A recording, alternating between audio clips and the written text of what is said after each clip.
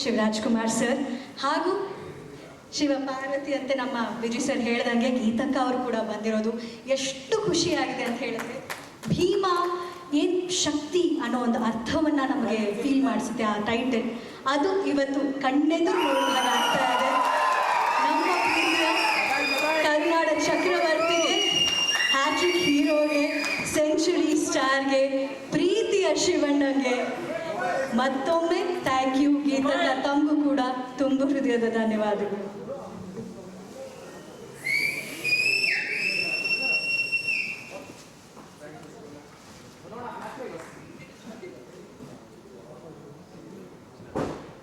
ಈ ಪುಷ್ಪವೃಷ್ಟಿ ಯಾಕೆ ಅಂದರೆ ಒಂದು ಪ್ರೀತಿಯನ್ನು ತೋರಿಸೋ ರೀತಿ ಒಂದು ಕಡೆ ಆದರೆ ಸಿನಿಮಾಗಳ ಮೂಲಕ ಅದೆಷ್ಟು ಹೃದಯಗಳಿಗೆ ರಂಜನೆಯನ್ನು ನೀಡಿದ್ದಾರೆ ಶಿವಣ್ಣ ಅವರು. ಈ ರೀತಿ ಕಾರ್ಯಕ್ರಮಕ್ಕೆ ಬರೋದ್ರ ಮೂಲಕ ಎಷ್ಟು ಕಲಾವಿದರಿಗೆ ಸಪೋರ್ಟನ್ನು ಕೊಟ್ಟಿದ್ದಾರೆ ಶಿವಣ್ಣ ಅವರು. ಅದಕ್ಕೆ ಈ ಪ್ರೀತಿಯ ಸ್ಪೆಷಲ್ ಥ್ಯಾಂಕ್ ಹೇಳುವಂಥ